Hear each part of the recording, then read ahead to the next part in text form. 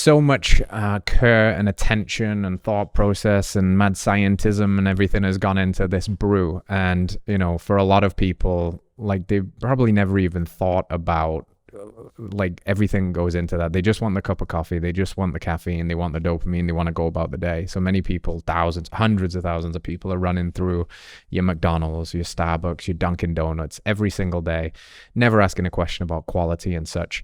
Just how bad are the big coffee, if we were to call it that as an industry? Like, just how bad are the roasts? Like, why shouldn't people be drinking Starbucks coffee every day? Yeah, I mean, one, it's expensive. Mm-hmm. I mean, if we're in a environmental an economic situation that everybody wants to be more focused on spending less and, having more money to do the things that they truly want, they should probably stop spending $7 on a inferior cup of, Joe.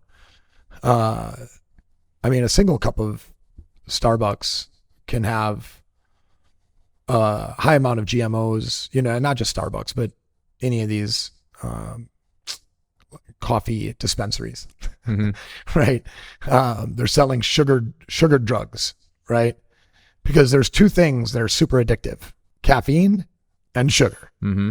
So, and if you can even simulate sugar with sucralose on a whole nother level, because the level of sucralose on the sweetness comparison is just crazy. Mm-hmm. So, I mean, it makes you want even more. It's awful, right? You can have up to 76 grams of sugar in a latte at Starbucks. Damn. The source of dairy is, of course, GMOs. Mm-hmm. The nut milks and soy milks. First, I've never seen nipples on a nut, so I don't know how you milk them.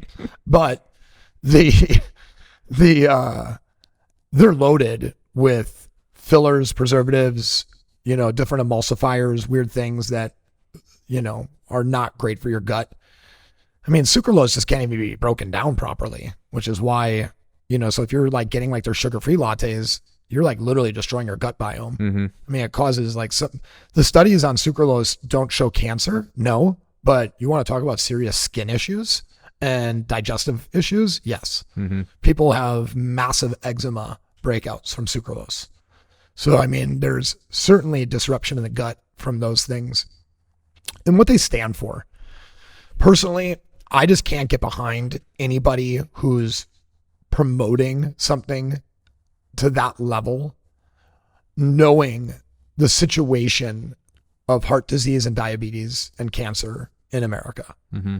I think there's a responsibility that corporations should have and be held to do better for the people. And I don't think it would take a lot for them to make that change. And I don't understand why they don't. Like, if Starbucks wants to call me up and buy strong coffee and make it go global, I would do that in a heartbeat for the sheer fact of how many people's lives it would change that fast. And it's like, if you have to join the side to like get the good thing done, but ultimately they're killing us. I mean, I was telling you about the connection with, it's a crazy story, but I mean, you look at Howard Schultz and he tells this whole story about how he acquired Starbucks. And it takes place back in Seattle, and the owner of Starbucks at the time also owned Pete's Coffee. And Howard Schultz was just a barista that was offered the opportunity to buy Starbucks for a couple $1 million. A barista. How much do you think baristas make? Not a couple of million. 25,000 a year maybe in Seattle back then, maybe 20,000 a year, maybe 18. I mean, you're literally talking about the 80s, right? He's offered this opportunity and he's like trying to come up with the money. And all of a sudden this other guy swoops in, and I saw Howard Schultz tell this story and I was like, wow, this is pretty fascinating. When he got to the end is when I called bullshit. So this other guy swoops in and is going to take Starbucks and buy it in front of him. And Howard Schultz is like, that's bullshit. I can't let this happen. So he gets introduced to a very powerful man in Seattle, a guy that stands about 6'3", Bill Gates Sr. Who knew Bill Gates had a dad that was worth hundreds of millions of dollars? And I think even married to the daughter of the Federal Reserve. Mm-hmm. So crazy money connections. All of a sudden he comes up with the money, Howard Schultz. He never actually says that he got it from Bill Gates, but I don't know where he would have got millions of dollars from. He's a barista. Mm-hmm. So I assume that part of the story.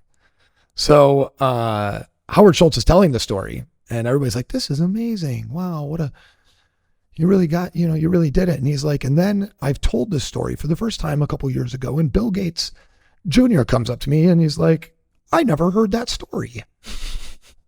That's like how he ends it. And I'm like, this is some bullshit.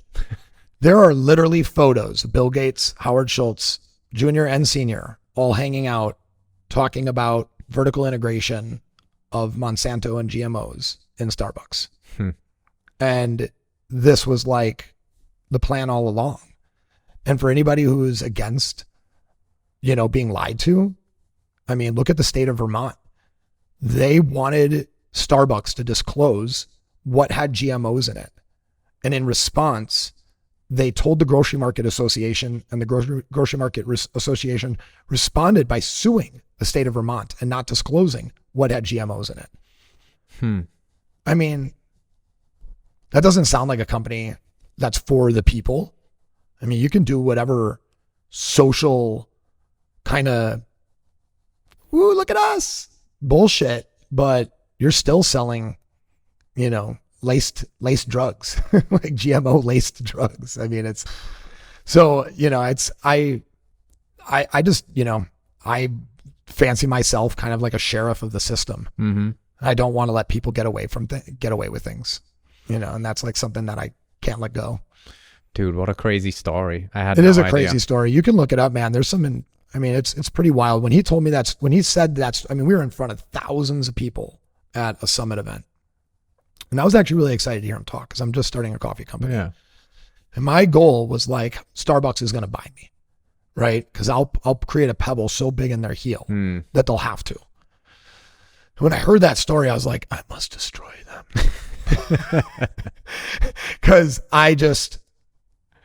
that story had too many coincidences, and it's not this like beautiful, like, blue collar come up story. It's like, it's kind of like that joke in the movie Get Hard, the Will Ferrell, Kevin Hart movie, when I forget what actor he's like, to think I did this all by myself and a $10 million loan for my father, and it's like, man, anybody who starts with that kind of firepower is going to be on every street corner, not even selling good coffee. Yeah. Not even selling coffee that's good for you.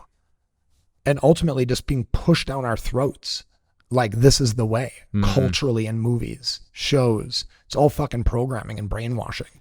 Because, like, if we just put it in enough movies and enough corners, it's bound to win. Hello, friends. If you enjoyed that clip, then you can watch the entire thing by heading to this link over here, or you can find us wherever you find podcasts by searching Radical Health Radio.